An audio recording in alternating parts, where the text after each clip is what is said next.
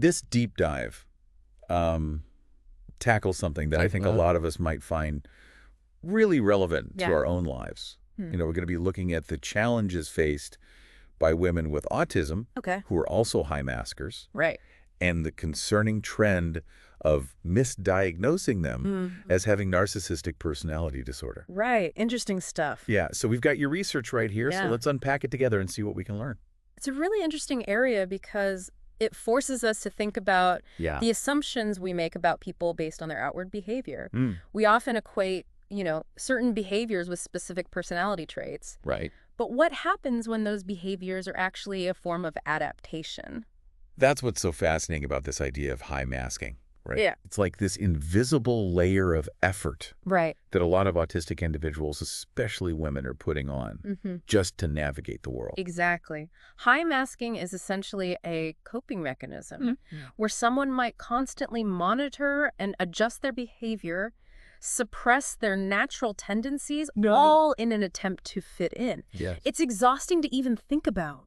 It really is. One of these articles mentioned stimming. Right. Those little movements or sounds that can be self-soothing for autistic individuals. Right. And how masking often involves suppressing those impulses. Yeah. It's like they're constantly holding themselves back. And it's not just a matter of stimming, right? Yeah. It could be forcing eye contact when it feels uncomfortable. Right. Mimicking social cues that they don't naturally pick up on. Yeah. Even changing their tone of voice or spitty patterns. Wow. And what's striking is how common this experience is.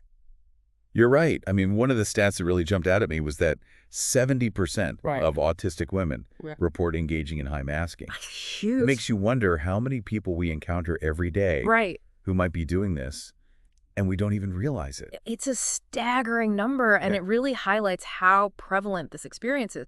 But here's the thing. All that effort to fit in, to appear normal, often comes at a cost. It sounds incredibly emotionally draining. Yeah. Several of the articles you sent talked about the link between high masking and increased anxiety and depression. And it makes sense when you think about the cognitive dissonance involved. Imagine constantly having to monitor your every move, suppress your natural instincts, and pretend to be someone you're not. Oh, absolutely. It's no wonder it takes a toll on mental health. And, you know, when you're already dealing with the social anxiety that often comes with autism, it's like this vicious cycle. Yeah. You mask to avoid standing out, but the masking itself just creates more anxiety and stress. Absolutely. And what's tragic is that this constant pressure to mask, to conform to these neurotypical expectations, is at the heart of why so many autistic women are misdiagnosed as having narcissistic personality disorder. Okay, so this is where things start to get really interesting, really concerning. Sure. Help me understand this connection. Okay.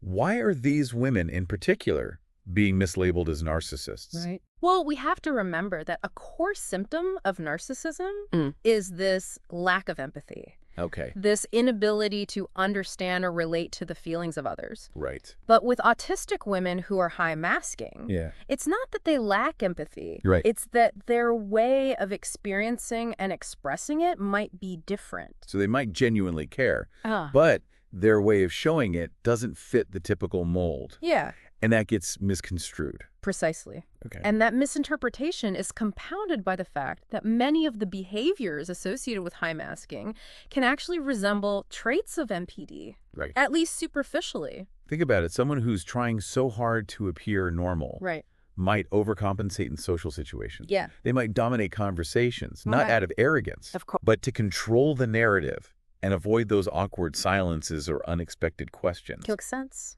You know, and yeah. And they might even focus on their achievements not to brag, but because it feels safer than revealing their vulnerabilities. Yeah.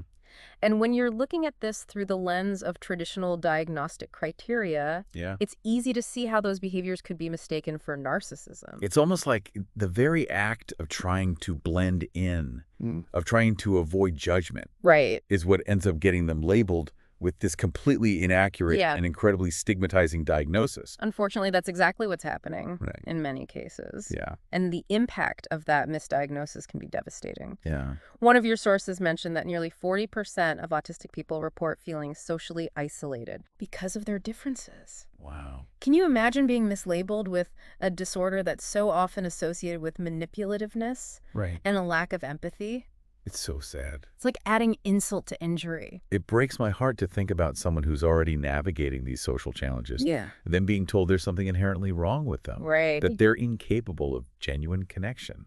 And that sense of isolation, that feeling of being misunderstood, Right. can prevent them from seeking out the support they need. Of course. They may be hesitant to open up about their experiences for fear of judgment or rejection. Oh, absolutely. It's a vicious cycle. It makes you wonder how many people are suffering in silence. Right. Because they've internalized this label, this idea that they're somehow flawed or unworthy of love and belonging. It's a valid concern, and sadly, it's not just the social stigma that's so harmful. Right. Misdiagnosis often leads to inappropriate treatment. Of course, yeah. If you're treating someone for narcissism when the root cause is actually autism, you're essentially addressing the mask and not the person beneath it. It's like putting a Band-Aid on a broken leg. Exactly. It's not going to address the underlying issue, and it could even make things worse. Exactly. Yeah.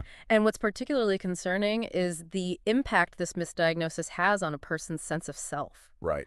Imagine being told you're fundamentally flawed, that you lack empathy, when in reality, you're just trying to navigate the world with a different neurological wiring. Especially when one of these studies pointed out that up to 70% of autistic women experience significant anxiety and depression. Internalizing that label of narcissist has got to be crushing. It's tough. For someone who's already struggling. It can create this incredibly damaging cycle of shame and self-doubt. Right. They may start to question their own perceptions, their own emotions, their own worthiness of love and connection. It's heartbreaking. It is heartbreaking. So knowing all of this, knowing how high the stakes are, what can we do about it? That's the question, isn't it? How do we start to shift this narrative and create a more supportive environment for neurodivergent individuals? Well, one crucial step is addressing the knowledge gap in healthcare. Okay. One article mentioned that only 20% of clinicians feel adequately trained to recognize autism in women. Wow. We need to do better. And luckily, there's a growing movement to improve diagnostic practices and increase awareness among healthcare professionals. It does seem like the medical community is slowly becoming more aware of the unique ways autism can present in women. But 20% is a stark reminder that we still have a long way to go. We absolutely do, but the responsibility doesn't fall solely on healthcare providers. Right. Creating a more inclusive and understanding society starts with each of us. So what can it look like in our everyday lives? How can we start challenging those harmful assumptions and stereotypes? It starts with being willing to listen to believe women when they share their experiences, even if those experiences don't fit neatly into our preconceived notions of what autism looks like. Right. We need to approach these conversations with empathy and an open mind. And I imagine it's also about amplifying those voices, right? Absolutely. Sharing their stories, advocating alongside them, and challenging those misconceptions whenever we encounter them. Knowledge is power. And the more we understand about the diversity of human experience, the more equipped we are to create a more inclusive world. Precisely. And empowering those women with information about their condition, their rights, and the resources available to them is crucial. Yeah. When they have that knowledge, they can better advocate for their own needs, whether it's with healthcare providers, employers, educators, or anyone else they interact with. It's about giving them the tools to navigate a world that wasn't designed with their neurodiversity in mind. And hopefully, as we continue to learn and grow, we can start to shift that paradigm altogether. Imagine a world where neurodiversity isn't just tolerated, but celebrated, where those differences are seen as strengths, as valuable assets that enrich our communities and our lives. What a beautiful vision. When we embrace neurodiversity, we all benefit. Right. We gain new perspectives, new ways of thinking, new ways of problem solving. It expands our understanding of what it means to be human. It makes you wonder how much creativity, how much innovation we've missed out on because we haven't created space for those different ways of being, those different ways of seeing the world. It's a powerful thought, isn't it? It is, yeah. And it underscores the importance of continuing this conversation, of challenging our own biases, and of advocating for a world where everyone feels seen, heard, and valued for who they truly are. So as we wrap up this deep dive, the message I'm taking away is this. It's not enough to simply be aware of the issue. Okay. We have to be willing to challenge our assumptions, to listen with open hearts and minds, and to actively create space for neurodiversity in all its forms. Beautifully said. And if we all commit to doing that, even in small ways within our own spheres of influence, imagine the ripple effect it could have. That's a powerful thought to end on. So for all of you listening, I encourage you to take this information and let it spark something within you. keep learning, keep listening, and keep those minds curious. And never underestimate the power of a little empathy. It can make all the difference. And on that note, we've reached the end of our deep dive. Until next time, keep exploring, keep questioning, and keep diving deep.